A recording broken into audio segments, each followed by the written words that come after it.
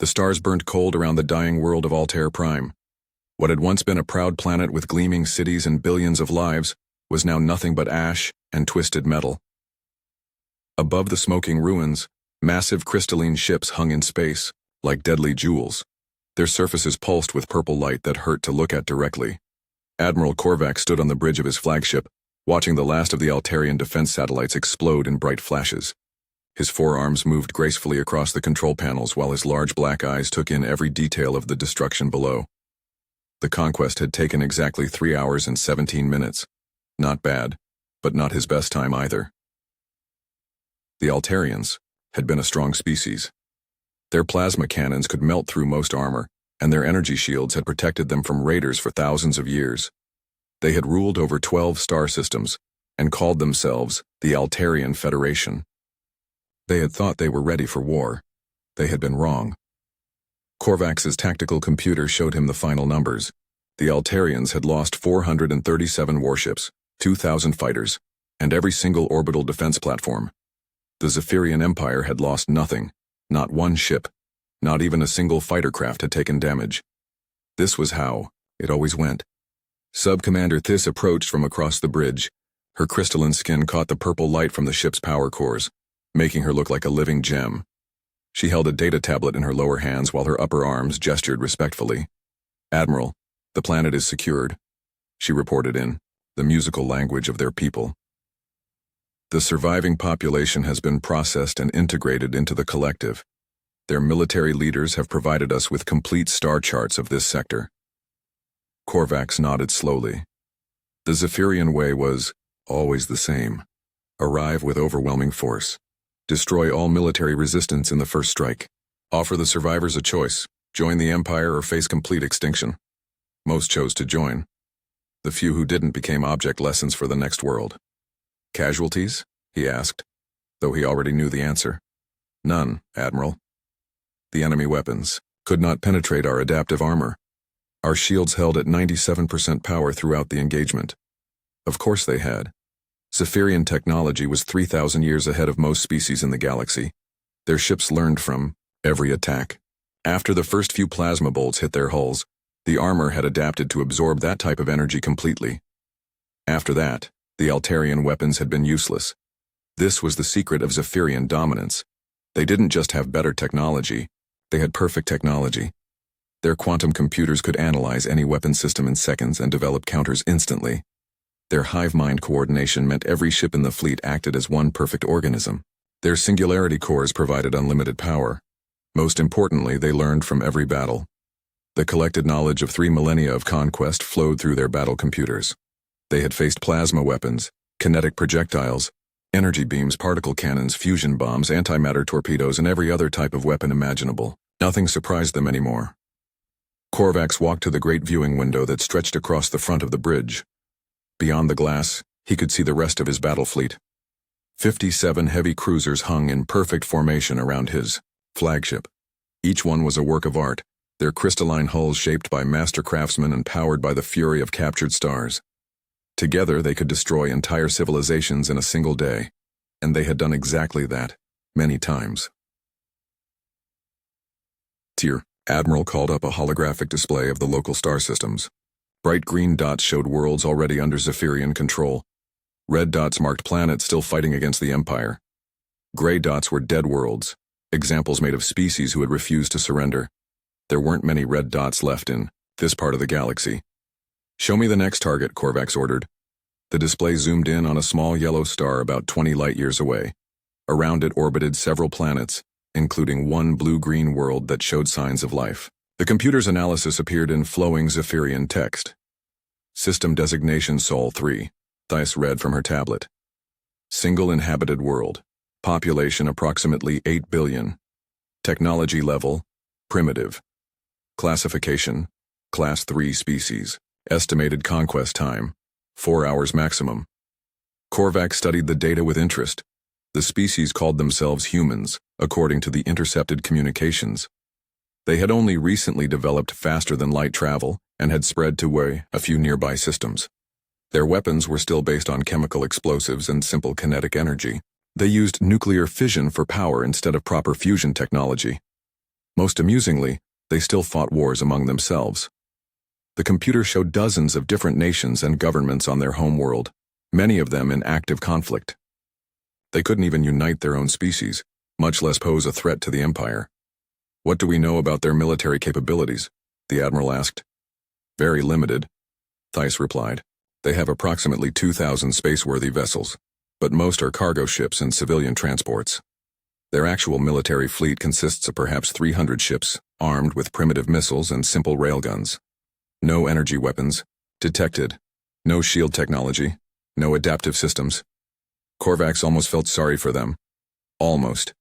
The humans would put up their little fight, lose quickly, and then join the Empire like everyone else. At least they had a large population to contribute to the collective. The Empire always needed more workers for the outer colonies. "There is one interesting note," this continued. "Their historical databases show extensive records of warfare. They appear to have been fighting among themselves for their entire recorded history." "How extensive?" "Very. The computer estimates they have fought over 14,000 separate wars in the past 5,000 years. They have detailed records of strategy, tactics, and weapons development going back to primitive blade combat." Korvax raised two of his eyebrows. That was unusual. Most species developed spaceflight, and then largely abandoned warfare as they focused on exploration and technology. But 14,000 wars? These humans seemed obsessed with conflict. Still, it didn't matter. Experience with primitive warfare meant nothing when faced with Zephyrian technology. The humans might have interesting tactics, but tactics were useless when your weapons couldn't even damage the enemy. "Prepare the second battle group," Korvax ordered. "This should be simple, enough that you can handle it. Take 15 cruisers and make the humans see reason. I'll remain here to oversee the integration of the Altarian colonies." This straightened with pride. Her first independent command. "Yes, Admiral. How much resistance should we expect?" Korvax looked again at the blue-green world spinning peacefully around its yellow star. The humans had no idea what was coming. They were probably going about their daily lives, unaware that their entire civilization was about to change forever. "Minimal," he said. "These humans will be just like all the others. They'll fight for a few hours, realize they can't win, and surrender. By tomorrow, they'll be part of the Empire." He turned away from the display and walked back to his command chair. Outside, the last fires on Altair Prime were finally dying out. Soon, the Zephyrian engineers would begin rebuilding the world to serve the Empire's needs. The surviving Altarians would be relocated to labor colonies where they could contribute something useful. It was always the same pattern, had been the same for 3,000 years of conquest. Korvax saw no reason why the humans would be any different. He was about to learn just how wrong he could be. Sub-Commander Thys felt the familiar thrill of hunt as her battle group dropped out of hyperspace at the edge of the Sol system. 15 Zephyrian cruisers materialized in perfect formation, their crystalline hulls gleaming in the light of the yellow star ahead. Her flagship, the Crystal Fang, led the formation toward the inner planets where the humans made their home. The tactical computers immediately began analyzing everything they found. Human ships moved between the planets like slow insects, their primitive fusion drives leaving bright trails behind them. Radio signals filled the space around the third planet, with chaotic chatter in dozens of different languages. The computers quickly cracked their simple encryption and began translating. What they found made Thys laugh with amusement. The humans were arguing with each other. Even as her ships approached their system, bringing doom to their entire species, the humans were still fighting their petty wars. One group was complaining about trade routes. Another was demanding payment for some old debt. A third was threatening military action over a disputed asteroid mining claim. "They don't even know we're here yet," reported her communications officer. "Their sensor technology is too primitive to detect us at this range." Thys nodded and studied the tactical display. The human homeworld was surrounded by orbital stations and defensive satellites, but they looked like toys compared to real military hardware. Their largest space station was smaller than a Zephyrian fighter craft. Their weapon platforms carried missiles that probably couldn't even scratch Zephyrian armor. "Any sign of a unified military response?" she asked. "No, Commander. They appear to have separate military forces for each nation-state. The computer counts 47 different space navies, and they're not even talking to each other." This was going to be easier than Thys had hoped. She had worried that Admiral Korvax was testing her with a difficult first command, but these humans were even more primitive than the data suggested. They couldn't coordinate a defense if their lives depended on it, which of course they did. "Begin the approach." she ordered. Standard formation. Weapons ready but not targeted. Let's give them a chance to see sense before we have to destroy them. The Zephyrian ships moved deeper into the system, their quantum drives barely disturbing the space around them. They passed the outer planets without slowing, heading straight for the human home world. It wasn't until they reached the orbit of the sixth planet that the humans finally noticed them. The change was immediate and chaotic. Human communication channels exploded with panicked voices speaking dozens of languages. Ships scattered in every direction like frightened fish. Several human vessels actually collided with each other in their haste to escape. But then something unexpected happened. Instead of fleeing or trying to hide, some of the human ships turned toward Theis's fleet. These were small patrol vessels, barely larger than life pods armed with simple missile launchers. They couldn't possibly threaten a Zephyrian cruiser, but they came anyway. Incoming transmission from the humans, her communications officer reported. They're broadcasting on all frequencies in their most common language. Put it through. The voice that filled the bridge was young and nervous but determined. Unknown alien vessels, this is Commander Sarah Martinez of the United Earth Defense Force. You are entering restricted space. State your intentions immediately. Theis almost laughed again. The tiny human ship making demands of her entire battle fleet was like an insect threatening a dragon. Still, she decided to follow proper diplomatic procedures. Admiral Korvax always insisted on giving species a chance to surrender with dignity. Human vessel, she replied in their primitive language. This is Sub-Commander Thys of the Zephyrian Empire. Your species has been selected for integration into our collective. Cease all resistance and prepare for peaceful transition. You will not be harmed if you comply. There was a long pause. Then the human voice came back, and it sounded different, harder. Integration? Collective? That sounds like slavery to me. And we don't do slavery. You misunderstand, Theis explained patiently. Integration is an honor. Your species will become part of something greater than itself. Your technology will advance by millennia. Your people will have purpose. Another pause. When the human spoke again, there was something in his voice that Thys had never heard before from a species facing conquest. He was laughing. You know what, alien lady? You picked the wrong species to mess with. We've been fighting each other for 5,000 years. Fighting aliens will be a nice change of pace. The transmission cut off and the small human ships began accelerating toward her fleet. Thys stared at the tactical display in confusion. The humans were actually attacking, with ships that couldn't hurt her cruisers and weapons that couldn't penetrate Zephyrian shields. They had to know it was suicide. Every species understood basic military math. Should I destroy them, Commander? Asked her weapons officer. Wait, Thys said. Let's see what they do. The human patrol ships opened fire while still far out of effective range. Their missiles flew toward the Zephyrian formation like angry bees, trailing fire and smoke. When they struck the lead cruiser's shields, they vanished in small puffs of light that barely registered on the power meters, but the humans kept coming. More ships appeared from behind moons and asteroids. Some were military vessels, others looked like converted cargo haulers with weapons welded to their hulls. They attacked in small groups, firing their primitive weapons and then darting away before the Zephyrian ships could target them properly. It was irritating, like being swarmed by insects. Destroy them, Thys ordered. Make it quick. The Crystal Fang's main weapon charged with purple energy and fired. The focused beam struck the lead human ship and vaporized it instantly. 2 more beams lanced out from the other cruisers, destroying 2 more human vessels. But something strange happened then. Instead of fleeing like any sensible species would, the remaining human ships became more aggressive. They flew erratic patterns that made them harder to target.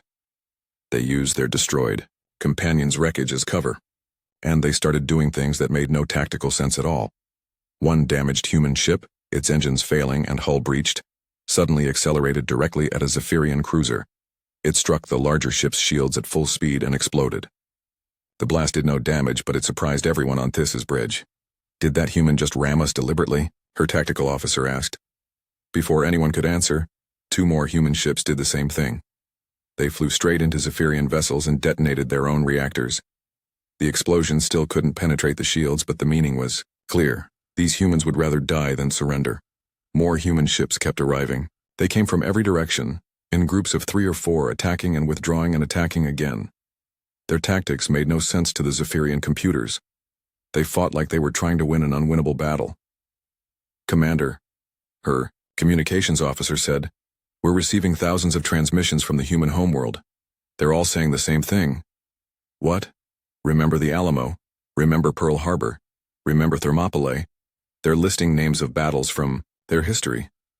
Thais felt a chill run through her crystalline body. She had never heard of those battles, but the way the humans said the names made them sound important. Sacred, even.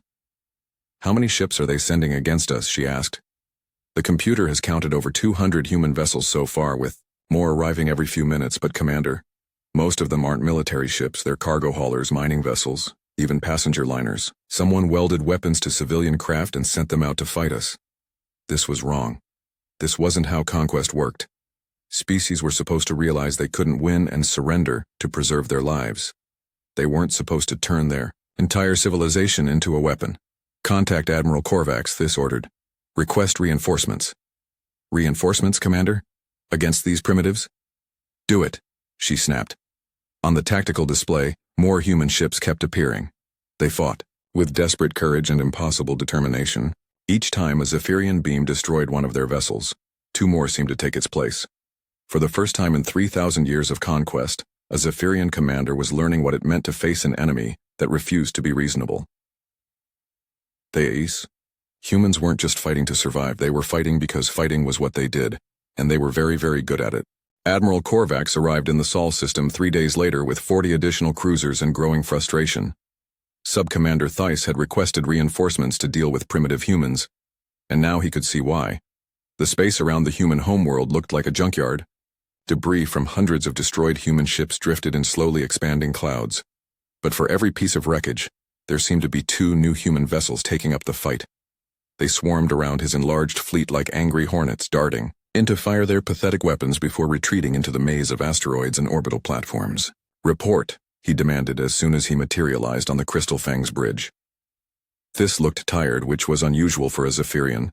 Their species could go weeks without rest when needed, but the past 3 days had clearly worn her down in ways that pure exhaustion couldn't explain. "We've destroyed over 800 human vessels," she began. "But they keep sending more.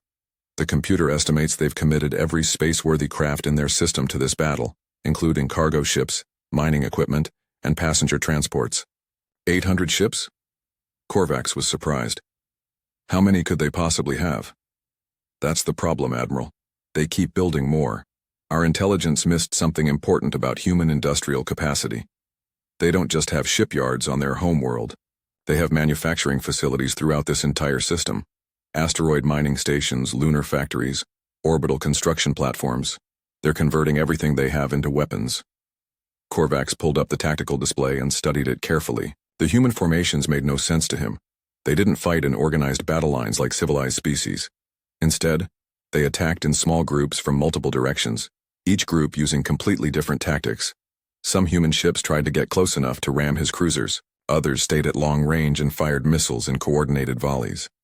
A few simply sat still and pretended to be disabled, then opened fire when Zephyrian ships approached. One group had somehow welded mining explosives to the outside of their hulls and were using themselves as guided bombs. It was chaos, but it was organized chaos, which made it even more confusing. "What about their military doctrine?" he asked. "Have the computers identified their tactical patterns?" Thais actually laughed, and there was no humor in it. "That's just it, Admiral. They don't have patterns. Or rather, they have too many patterns. Watch this." She activated a recording of the previous day's fighting. On the display, a group of 20 human ships approached a Zephyrian cruiser in a standard attack formation. The Zephyrian tactical computer immediately identified it as Formation Delta 7, a simple flanking maneuver used by dozens of species across the galaxy. But just as the computer finished its analysis and prepared the appropriate counter-maneuver, the humans suddenly changed formation. They scattered in all directions, regrouped into 3 smaller units, and attacked from angles the computer hadn't predicted. When the Zephyrians adapted to this new pattern, the humans changed again. "They did this 17 times in one engagement," Thais explained. "Every time our computers thought they understood the human tactics, the humans did something completely different. It's like they're making it up as they go along." Korvax watched the recording with growing unease. In 3,000 years of conquest, he had never seen anything like this. Every species in the galaxy fought according to logical principles. You analyzed the enemy's strength, developed tactics to counter those strengths, and executed your plan. It was a rational process that led to predictable outcomes. But these humans seemed to treat warfare like some kind of art form. "Show me their communications," he ordered. The bridge speakers filled with human voices. Unlike the organized chatter of proper military forces, the humans seemed to be sharing stories. They talked about ancient battles from their history, quoted long-dead generals, and made references to something they called honor. One voice caught his attention, an older human speaking calmly while explosions echoed in the background. "Delta Squadron, this is Admiral Chen. Remember what Sun Tzu said about knowing your enemy. These aliens might have better technology, but they think like machines. Use that against them. Be unpredictable, make them react to you instead of following their plan." "Sun Tzu?" Korvax asked. "One of their ancient military philosophers," this replied. "The computers have analyzed their historical databases. This species has thousands of years of recorded military knowledge. They study war the way we study physics." Another voice joined the communication channel, younger and more excited. "Admiral, this is Commander Rodriguez. We've been analyzing their ship movements. They're too organized, too perfect. If we can disrupt their coordination, make them think as individuals instead of as a collective." The transmission cut to static as that particular human ship was destroyed. But within minutes, other human voices were discussing the same idea, building on it, refining it. Korvax felt something he hadn't experienced in centuries: uncertainty. "Are they winning?" he asked quietly. "No," this said immediately. "We're destroying their ships faster than they can build them. Our casualties are still 0. But Admiral, they're not losing the way they're supposed to. Look at this." She showed him another recording. A single human ship, badly damaged and venting atmosphere, found itself surrounded by 3 Zephyrian cruisers. By all logic, it should have surrendered or tried to flee. Instead, it transmitted a simple message: "Remember the Spartans." Then, it detonated its own reactor, taking one of the Zephyrian cruiser's shield generators offline in the blast. The explosion didn't destroy the cruiser, but it damaged it enough to require repairs. For the first time in the battle, a Zephyrian ship had to withdraw from combat. "They're changing us," Thais said quietly, "making us adapt to them instead of the other way around. Our tactical computers are rewriting their base programming, trying to counter their strategies. But every time we adapt, they adapt faster." Korvax studied the current battle display. His 60-ship fleet hung in space around the human homeworld, but they weren't advancing toward the planet as they should have been. Instead, they were maintaining a defensive formation while small groups of human ships darted in and out of weapons range. The humans were making him dance to their tune. "What do they want?" he asked. "Every species wants something. Territory, resources, survival. What do these humans want?" "I don't think they want anything," Thais replied. "I think they just want to fight. Look at their history.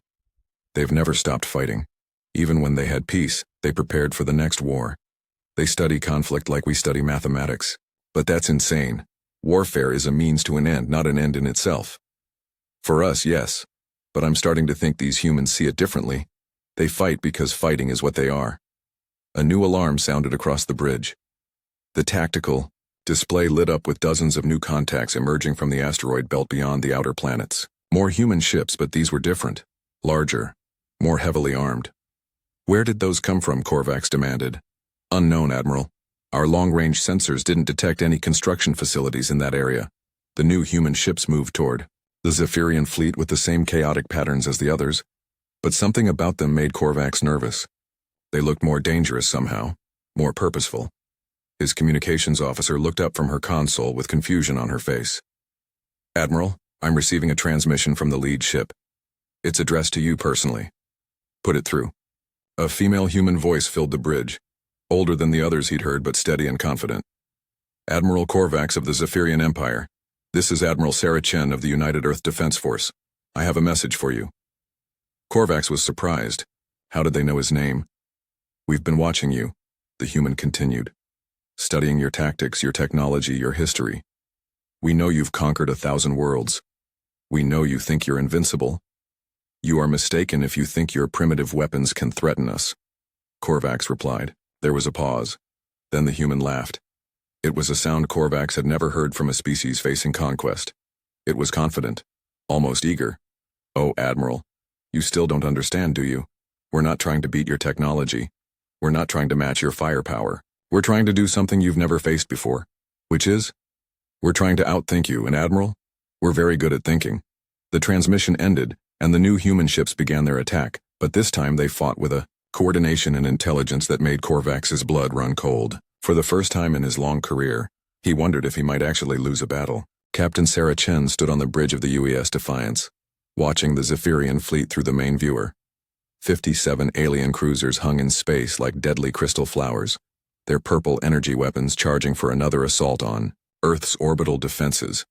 They were beautiful in their own way, but they represented everything she had spent her life preparing to fight. The Defiance drifted silently in the shadow of Pluto, hidden from enemy sensors by a combination of stealth, technology, and simple distance. The ship had been built in secret over 15 years, constructed in small sections at mining stations throughout the outer system, and assembled here, far from prying eyes. Even most of Earth's government didn't know it existed. Status report, Chen ordered quietly. Commander Torres looked up from his console. All systems green, Captain. Weapon systems are charged and ready. The AI core is running final combat simulations. Crew is at battle stations. Chen nodded and walked to the center of the bridge. Around her, 200 of humanity's best and brightest worked at their stations. They weren't just soldiers. The crew included engineers who had reverse-engineered alien technology, scientists who understood physics better than most species, artists who could think in ways that confounded computer logic, and philosophers who knew why humans fought. Each one had volunteered for what everyone assumed was a suicide mission. Sir, the sensor operator called out. I'm reading massive energy. Signatures from the alien fleet. They're preparing for planetary bombardment. Through the viewer, Earth looked like a blue marble suspended in the darkness. Orbital stations and defensive satellites surrounded it in protective rings. But everyone knew they wouldn't be enough. The Zephyrian weapons could crack a planet's crust if they wanted to. Chen had watched the battle unfold for days from her hiding place. She had seen thousands of human ships throw themselves against the alien fleet in desperate attempts to buy time. Each attack had been brave and clever and ultimately futile. Human weapons couldn't penetrate Zephyrian shields. Human tactics couldn't overcome alien technology, but they had served their purpose. Every human attack had been recorded and analyzed. Every alien response had been studied and cataloged. The Defiance's computers now held the largest database of Zephyrian combat doctrine in existence. Communications, open a channel to Admiral Korvax, Chen ordered. Captain? Torres looked surprised. We're not supposed to reveal ourselves until we're ready to attack. Plans change, Commander. Open the channel. A few moments later, the alien admiral's face appeared on the main screen. He was tall and elegant, with 4 arms and large black eyes that held the confidence of 3,000 years of victory. When he saw Chen, those eyes narrowed with something that might have been curiosity. I am Admiral Korvax of the Zephyrian Empire. You appear to be human, but your ship is not in our tactical database. Identify yourself. Captain Sarah Chen, United Earth Defense Force. This is the Warship Defiance. Korvax studied her for a long moment. Defiance, an appropriate name for a doomed vessel. Why do you contact me, Captain? Do you wish to surrender? Chen smiled, and there was no surrender in it. Actually, Admiral, I wanted to thank you. Thank me? For the education. We've learned so much from watching you fight. Your tactics, your capabilities, your limitations. Did you know that your adaptive armor takes exactly 2.7 seconds to analyze and counter a new weapon type? Or that your battle computers follow decision trees that can be predicted if you know what to look for? The alien admiral's expression didn't change, but Chen could see understanding beginning to dawn in those dark eyes. You've been studying us, he said. For days now. Every attack you've faced has been a test. Every human ship that died bought us data we needed. We know how you think, Admiral. We know how you fight. And now we know how to beat you. Korvax was quiet for several seconds. When he spoke again, his voice carried a note of respect that hadn't been there before. Impressive. Most species don't think beyond the current battle. You've been planning for a war we didn't even know had begun. That's what humans do, Admiral. We prepare. We adapt. We learn from our mistakes. Chen's smile grew wider. And we never, ever give up. Your ship is alone against my entire fleet. You cannot possibly hope to win. We'll see about that. Chen cut the transmission and turned to her crew. Around the bridge, faces looked back at her with determination mixed with terror. They all knew the odds. They also knew they were humanity's last hope. "All right, people," she said loudly enough for everyone to hear. "This is what we trained for. The Zephyrians have better technology, better shields, better weapons. They've conquered 1,000 worlds. They think they know everything there is to know about warfare." She paused and looked each of her officers in the eye. "They're about to learn that humans don't fight the same war twice." The Defiance began to move. At first it looked like any other human vessel, accelerating toward the alien fleet with fusion drives and simple maneuvering thrusters. The Zephyrian ships turned to face this new threat, their weapons charging and targeting systems locking on. But as the distance closed, something strange began to happen. The Defiance's hull started to change. Sections that had looked like smooth armor plating suddenly opened to reveal weapon batteries that hadn't been there moments before. The ship's profile shifted and twisted as internal systems reconfigured themselves in real time. What had appeared to be a single vessel began to separate into multiple components, each one bristling with different types of weapons. "What is that thing?" Korvax demanded on his bridge, staring at the tactical display. "Unknown, Admiral," his sensor officer replied. "The ship appears to be rebuilding itself as it approaches. Our computers cannot identify its configuration." "Then, identify its weapons." "That's the problem, sir. It's using weapons we've never seen before. Some appear to be enhanced versions of human kinetic systems. Others look like modified versions of our own energy weapons. And some we can't classify at all." On the Defiance's bridge, Chen watched her enemy's confusion with satisfaction. The ship had been designed around a single principle: be unpredictable. Instead of trying to match Zephyrian technology, human engineers had created something completely different. A vessel that could become whatever the battle required. "AI core online, Captain," Torres reported. "Victoria is ready for combat." Victoria was the ship's artificial intelligence, but she was unlike any computer the galaxy had ever seen. Instead of following programmed algorithms, she had been trained on every human military conflict in recorded history. She knew how Hannibal had crossed the Alps, how Nelson had won at Trafalgar, how Montgomery had outfought Rommel. She understood that warfare wasn't just about technology. It was about creativity, surprise, and the willingness to break rules that others considered sacred. "Victoria, show them what humans can do," Chen ordered. The Defiance opened fire, but it didn't fire like a normal ship.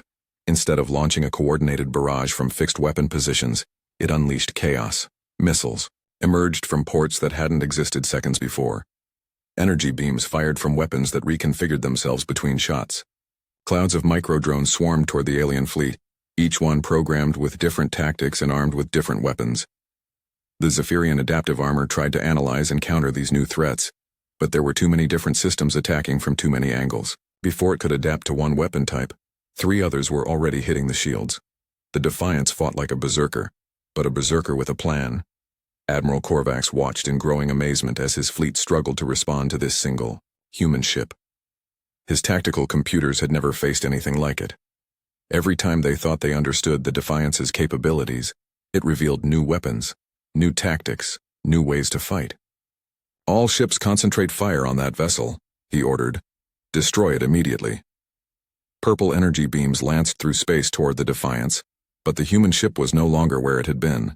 It moved like a living thing, dancing between the attacks while its own weapons tore into Zephyrian shields. Where other human ships had been destroyed in seconds, the Defiance fought on, and it was winning. Captain Chen stood at the center of her bridge, watching her ship tear through an enemy that had seemed invincible. Around her, her crew worked with the precision of a symphony orchestra, each person playing their part in a performance that no one had ever attempted before. They were rewriting the rules of space combat, one impossible maneuver at a time. The battle had been raging for 6 hours, and Admiral Korvax was beginning to understand what fear felt like. Around him, his bridge crew worked frantically at their stations, trying to coordinate a response to something they couldn't comprehend. The tactical displays showed a nightmare of confusion. The single human ship called Defiance had somehow become the center of a storm that was tearing his fleet apart. "Report," he demanded, though he dreaded the answer. "We've lost 14 cruisers," Subcommander Thies replied, her voice hollow with disbelief. "The human vessel has taken damage but continues to fight. Our adaptive systems cannot counter its weapons because it keeps changing them." Korvax stared at the main viewer. The Defiance no longer looked like any ship he had ever seen. It had split apart and reformed itself multiple times during the battle, becoming whatever configuration the moment required. Sometimes it fought as a single massive battleship. Other times it separated into a swarm of smaller vessels that attacked from all directions at once. Right now it appeared to be 3 different ships welded together in an impossible arrangement that should have torn itself apart under its own stresses. But somehow it held together and somehow it kept fighting. "How is that possible?" he whispered. His science officer looked up from her console, her crystalline face reflecting the purple glow of failing systems around them. "Admiral, I've been analyzing the human ship's construction. It appears to be built around modular principles we don't understand. Each section can function independently or combine with others in different ways, but that's not the most disturbing thing." "What is?" "The ship is learning, sir. Its combat patterns are evolving in real time. It's not just adapting to our tactics. It's developing entirely new ways to fight." As if to demonstrate her point, the Defiant suddenly launched what looked like a cloud of metallic dust toward the nearest Zephyrian cruiser. The alien ship's point defense systems tried to intercept the cloud, but the particles simply flowed around the defensive fire like water. When they reached the cruiser's hull, they began to eat through the armor with impossible speed. "What was that?" Korvax demanded. "Unknown, Admiral. The computer has no classification for that weapon. It appears to be some kind of military nanotechnology." The afflicted cruiser's hull began to collapse as the tiny machines consumed its structure from the inside. Within minutes, the once mighty warship was nothing but an expanding cloud of debris. "All ships maintain maximum distance from the human vessel," Korvax ordered. But even as he spoke, he knew it wouldn't help. The Defiance had already demonstrated that it could engage his ships at any range with any weapon it chose to create. On the human ship's bridge, Captain Chen watched another Zephyrian cruiser succumb to her ship's latest innovation. The nanobots had been a desperate inspiration from her engineering team, who had combined human nanotechnology with alien materials taken from destroyed enemy ships. The result was a weapon that could literally eat through Zephyrian armor. "Victoria, what's our status?" she asked the ship's AI. The computer's voice filled the bridge with calm confidence. "Structural integrity at 67%, Captain. Weapon systems operating within acceptable parameters. I have 17 new weapon configurations ready for deployment, and am developing more as needed." Chen smiled grimly. Victoria was proving to be everything they had hoped for and more. The AI didn't just follow programming. She invented new tactics on the fly, drawing from humanity's entire military history while creating strategies no human had ever imagined. "Enemy fleet response?" Chen asked. "Predictable, Captain. They are attempting to withdraw to long range and coordinate a massed attack. However, their tactical doctrine remains rigid. I estimate a 73% probability of defeating their remaining forces." "Only 73%? I am accounting for the possibility that they may attempt something desperate, Captain. Cornered beings often act irrationally." As if Victoria had predicted it, the Zephyrian fleet suddenly changed formation. Instead of trying to fight the Defiance, ship to ship they began to spread out in a wide circle around it. Their weapons powered up simultaneously, preparing to fire everything they had at once. "They're going to try to overwhelm us with pure firepower," Torres reported from his station. Chen nodded. It was a logical response. If you couldn't counter your enemy's tactics, you tried to destroy them with overwhelming force. The problem was that humans had faced this situation many times throughout history. They had learned how to deal with superior numbers and firepower. "Victoria, initiate protocol Thermopylae," Chen ordered. "Acknowledged, Captain." The Defiant suddenly stopped moving and seemed to compress itself into a more compact configuration. Armor plating shifted and merged, creating what looked like an impenetrable shell around the ship's vital systems. At the same time, hundreds of small ports opened across the hull, each one containing a different type of weapon. The Zephyrian fleet fired everything they had. Purple energy beams lanced through space from 43 ships simultaneously, converging on the spot where the Defiance waited. The combined firepower was enough to vaporize a moon. Any normal ship would have been reduced to atoms, but the Defiance wasn't a normal ship. The human vessel absorbed some of the energy, deflected some of it, and somehow redirected the rest back at its attackers. The entire space around it lit up like a small star as energies beyond imagination clashed and merged and transformed into something else entirely. When the light faded, the Defiance was still there. Damaged, scarred, but intact. Half the Zephyrian, fleet was not. Admiral Korvax stared at the tactical display in stunned silence. 21 of his remaining cruisers had been destroyed by their own weapons, somehow turned back against them by the impossible human ship. The rest of his fleet hung in space like broken toys, their crews struggling to understand what had just happened. How? Was all he managed to say. The answer came from an unexpected source. Captain Chen's voice filled his bridge as she opened a communication channel. It's called Jiu-Jitsu, Admiral. A human martial art based on using an opponent's strength against them. We've been practicing it for about 2,000 years. Korvax looked at the human captain's face on his screen. She was younger than he had expected, but her eyes held depths of knowledge that reminded him of ancient libraries. Behind her he could see the organized chaos of a human bridge crew, working in perfect coordination. You have defeated me, he said quietly. But you are still only one ship. The Empire has thousands. Chen's smile was sad but determined. Admiral, you still don't understand what you've run into. We're not just one ship. We're humanity. Every time you destroy one of us, you teach the rest of us how to fight you better. Every battle makes us stronger. That's impossible. No species can learn that quickly. We can. Do you know why, Admiral? Because we never stopped fighting. While your people perfected their technology and conquered the galaxy, we were perfecting the art of war itself. We learned how to think like our enemies, how to turn weakness into strength, how to win battles we should have lost. She leaned forward in her command chair, and Korvax could see the fire that burned in human hearts. You conquered 1,000 worlds, Admiral. But you never conquered a world that conquered itself first. You never faced a species that spent its entire history preparing for you. The communication channel went silent for a moment. Then Chen spoke again, and her voice carried the weight of judgment. Your empire ends here, Admiral Korvax. Not because we destroyed your ships, but because we showed the galaxy that you can be beaten. Every world you conquered will remember this day. Every species you enslaved will know that the Zephyrian Empire is not invincible. She was right, and Korvax knew it. Word of this battle would spread throughout the galaxy within days. The conquered worlds would rise up. The enslaved species would rebel. 3,000 years of dominion would crumble because one human ship had refused to die. What do you want from me? He asked. Surrender your fleet. Leave this system and never return. Tell your people that humanity is under the protection of something your empire never learned to fight. Which is? Chen's smile returned fierce and proud. The human spirit, Admiral. And it's contagious. Admiral Korvax looked around his bridge at the faces of his crew. For 3 millennia they had been the masters of the galaxy, the ultimate predators who bent entire civilizations to their will. Now they had been defeated by a single ship crewed by beings who turned warfare into art. He reached for his command console and transmitted the surrender codes to his remaining fleet. This is Admiral Korvax to all Zephyrian vessels. Cease all hostile actions.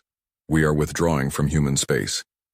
As his ships began their retreat, Korvax took one last look at the impossible vessel that had ended his empire's dominion. The Defiance hung in space like a monument to everything the Zephyrians had never understood about warfare.